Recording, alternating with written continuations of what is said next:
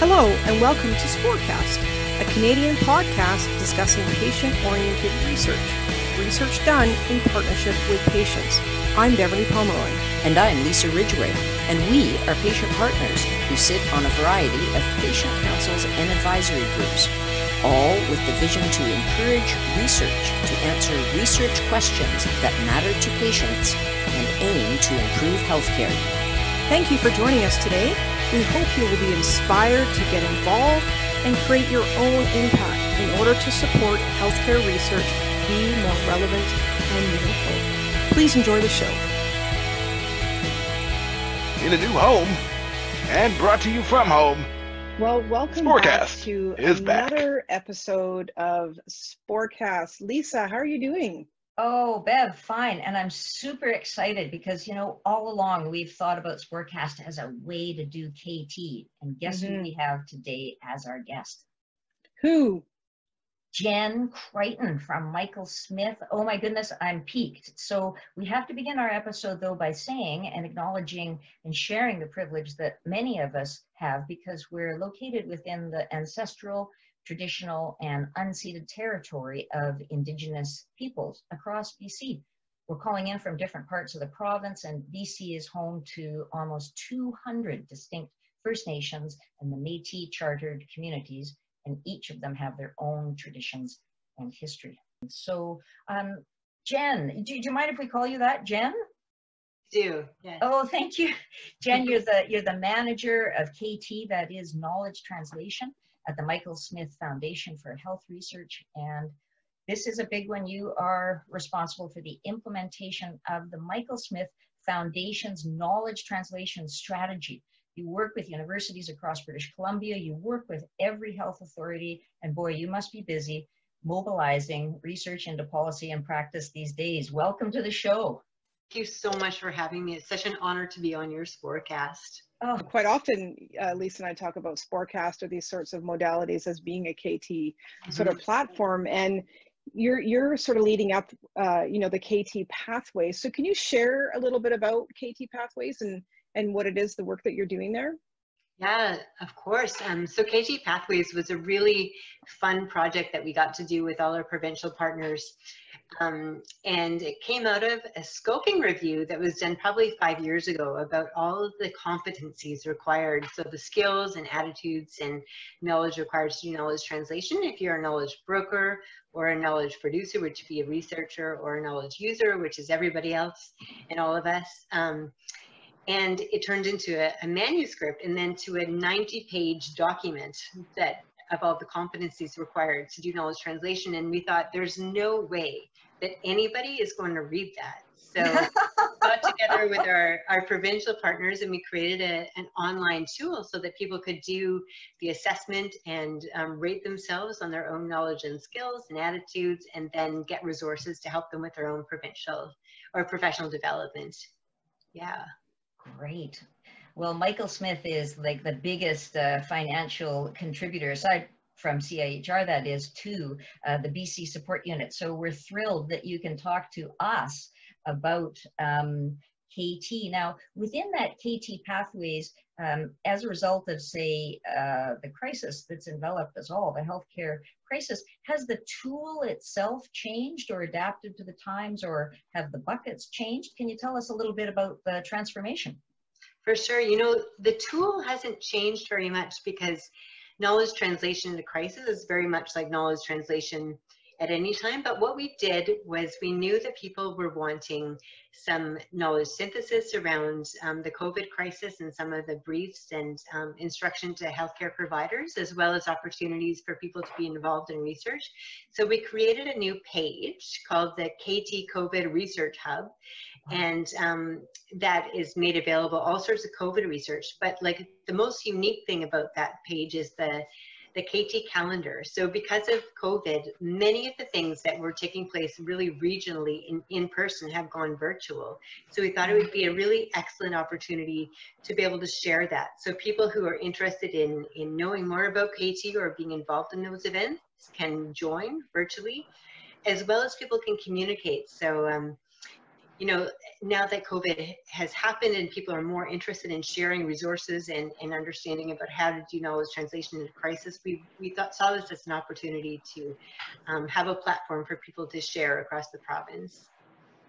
That's amazing. I just think, you know, it's interesting how COVID's kind of spurred or sort of, yeah, like, and sped things up, you know, in our communities, which is great. So I guess I kind of have the big question, you know, being a non-researcher, although I'm a peer researcher, but why is KT so important? And you called it KT Pathways. So understanding that KT, you know, to me, it seems like it's a journey, or it's a process that people go through. So why is KT so important? So, you know, I came out of the research world to this job. And when I came out of the research world, I thought about KT as kind of an end product. So what you produced at the end of your research project to share your findings. And what I really learned as a result of so many mentors, knowledge translation mentors, is that KT happens at every stage of research.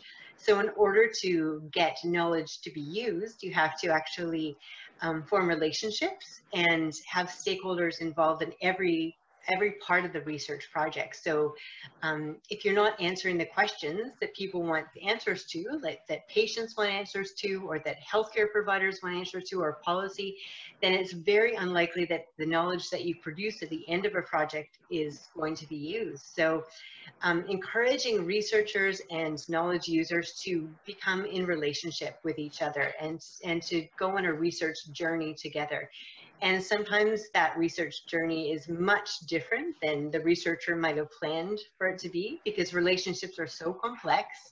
And so, and there's people involved and dynamics involved, so that knowledge translation is actually the product at the beginning and also at the end, as a way of sharing what you find out. I love it. Research and KT hand in hand from the very beginning of the project, maybe even in the grant writing stage, Absolutely. right through to the end of the project. Can we talk, I mean, Bev's thought that was a difficult question. What about this one? How has KT changed from before we did COVID and now? Well, it's so amazing, right? We're learning so much about knowledge translation within this period. And a lot of, I mean, the public's so hungry for information and for research about health. And so we've moved to a really speedy cycle where people are doing research, and it's getting promoted on platforms from COVID-N to you know, all the McMaster Forum and all of that. So it's resulted in all these knowledge briefs. But what we're also learning is the importance of partnerships. So the researchers who had partnerships prior to COVID are really able to mobilize those relationships and use those relationships to find out, you know, deeper meanings and all of that. So it's very much changed KT. There's an interesting thing that's happening over in the province where researchers are being gathered into groups to talk to policymakers so they can really inform the decisions and the policy that get made. And we've always wanted that, but it's never actually happened prior. So that's excellent. And there's some real challenges that have evolved from that as well. I think that certain people have become excluded from the decision-making or the research cycle. So people who don't have access to the kind of virtual platforms that other people do aren't necessarily being able to contribute to the research as they should be. So that's another challenge to be overcome within this cycle, but we're learning so much in this emergency situation. Can you just touched on something there? Can you speak a little bit more about that? Like who's not able to access? Like, and you said it's because they lack the virtual technology. So what does that look like? So yeah, I think that patient partners were very much excluded from the initial research that happened into COVID. So the scientists were accessed and their work, but the patient partners who may more typically be able to contribute to that, Indigenous communities were on lockdown. So Indigenous partners who didn't have access to virtual platforms were not able to contribute. One thing that happened in our own context was we run this event called Health Exchange every year, which brings together researchers and clinicians and community all together to talk about research. And this year's theme was on youth engagement. And so we tried to move that to a virtual platform. And it turned out that many of the youth who were initially going to present in person were not able to because they didn't have the stable internet connections or the webcams. So it really, like some of the research that really would reveal marginalization or the impact of stigma or the impact of exclusion, those voices were less heard. So I think that's been a real challenge within this time period, and it's a challenge to KT, and it's the work of researchers and policymakers to try to find ways of including people to get those voices, because that is absolutely the right thing to do and so important to our research. Thank you. Thank you so much for that. That's incredible. And, you know, we talked about how some things have slowed down or stopped, like patient partner engagement in research, but some things are going so fast that mistakes are being made. You know, the New England Journal of Medicine has retracted a whole bunch of studies, and the Lancet has had to retract studies because it's just happening so fast. And now, like, rapid review cycles can be done almost in days. Like, the global pace of KT has changed. Yes, and we have to slow it down and remember that the quality of the research is still so important, even though we're in a context where people are very hungry to know the right answer and the right way to do things. And I think that kind of leads us to kind of talk about a little bit that, you know, KT is information, and we know information is power, and we've talked about some of those people who aren't at the table, but, you know, there's disinformation out there, right? So there's knowledge outcomes are being shared, like Lisa just said, almost instantly in COVID research. So how do you value KT outcomes at such a fast pace in the infodemic? Like, I know you just were talking about that. So and things are going out really fast. So can you, or do you value KT outcomes even at this pace during COVID? And I think that, so a part of knowledge translation, which people kind of dismiss as, is that piece of knowledge synthesis.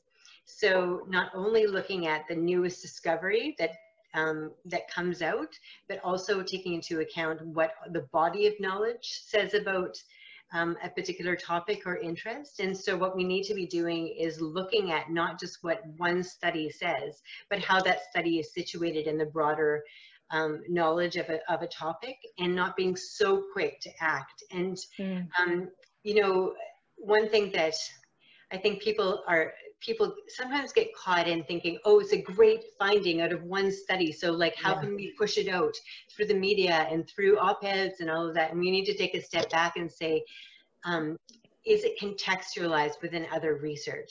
Can we prove it? Is it replicable? So that knowledge translation happens out of that, the body of knowledge, rather than just the innovative discovery. So I'm going to put you in that position of a leader, and I'm going to ask you, can you share like a story from your own personal situation as a KT leader here in BC about the impact of COVID? That's a great question, and I don't know if this speaks to a leadership in KT, but what I've noticed over the past several weeks is the blurring of lines between home and work and professional and personal. And so, you know, I was on a teleconference with somebody up in the Ministry of Health, and they had 3 kids. And so they were talking on their virtual platform, and all of a sudden one of their children had a tantrum. And so she had to turn off her webcam and deal with that. And I really think that this blurring of personal and professional is indicative of what knowledge translation is. Like, we are all in this together. So all of our experience is expertise, and we all gather our expertise from our personal experience. And I hope that that lasts, because sometimes when we work with patient partners or community or the public, or even with policymakers, we separate our own experiences from our professional ones. And I think it's time that we merge those together, and that we do that as part of knowledge translation. So, and let that be our cause. I hope that when people do research, they want to make a difference. So they do research in order to better the condition of all of our lives, not just our professional lives, but our lived personal lives, and that we're able to make that connection with each other as people and as professionals. And that's what's going to move the health system forward, I believe. Wow, talk about leadership in KT. Yeah, I mean, that's remarkable, Jen. I now kind of want to be like your new best friend. Me too. I want that too. I want a hug right now. A KT hug. So Yes. yeah, a KT hug, yeah.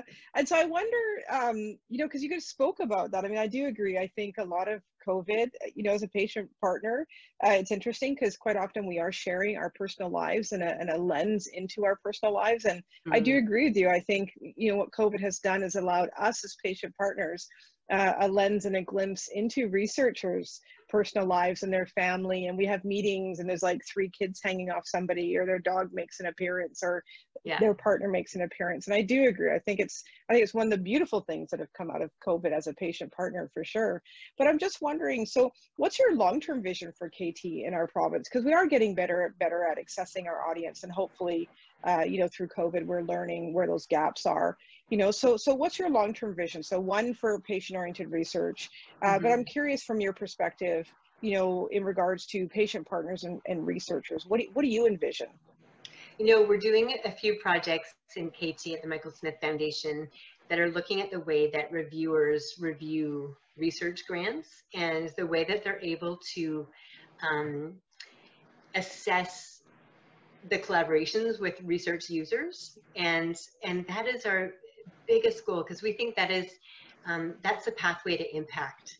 If people can truly build relationships with the research users at the front end of the research projects and research studies. And so my goal, if I was to stay in this position 5 more years, it would be to have researchers learn how to develop relationships with the people that they're doing. Because I think that as, like, you know, I have training as a researcher, and you're so much in your education taught to remove yourself from the mess of humanity in a way. And I think that's just counterproductive to producing research that will actually matter in the health. And even biomedical researchers, right? Like, they need to be making relationships with other researchers, clinician researchers, or population health researchers they'll take their studies and make a difference with that. So if I was to do anything, it would be to strengthen the ability of student researchers and postdocs and early scholars to build relationships with the people that they are doing research with. So that's my big goal.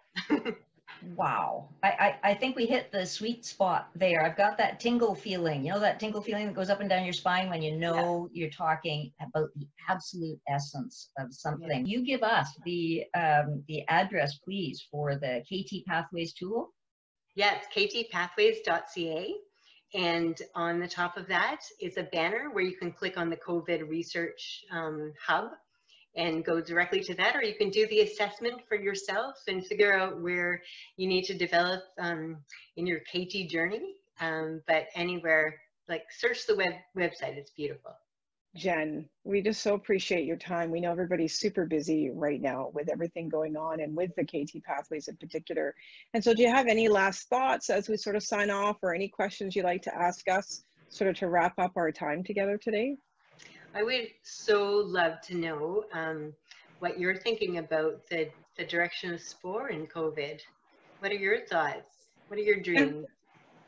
Oh, Lisa, I'll let you tackle that one first. Oh, you always pass me the best questions, Bev. You know, hopes and dreams. Now, hope is not a strategy like the strategy for patient-oriented research. So we have a really well-built strategy that's now going to hopefully extend itself for another 5 years. So working on that interconnectedness and some leading edge components. My hope is that we get patient partners more involved, just like you were saying at the very beginning, and work on those relationships, break it down to that old way of just knowing people and knowing we're in it together. Thank you so much for letting me Thank discuss you. KT with you. Thank you. SPORcast is now zoomed to you, courtesy of hosts and creators Bev Pomeroy and Lisa Ridgway. With the able assistance of a small but mighty team of production partners at the BC Support Unit, powered by Communications Lead, Justin Otteson, Project Manager, Michelle Duffy, and me, SPORcast's technical producer and occasional announcer, I'm Kent Cadigan Loxgard. If you'd like to get in touch with us and learn more, you can follow us on Twitter and Instagram at SPOR_cast. That's SPOR, SPOR _cast, CAST, #SPORcast. We can also be reached via email at sporcast1@gmail.com or visit our website, www.sporcast.ca.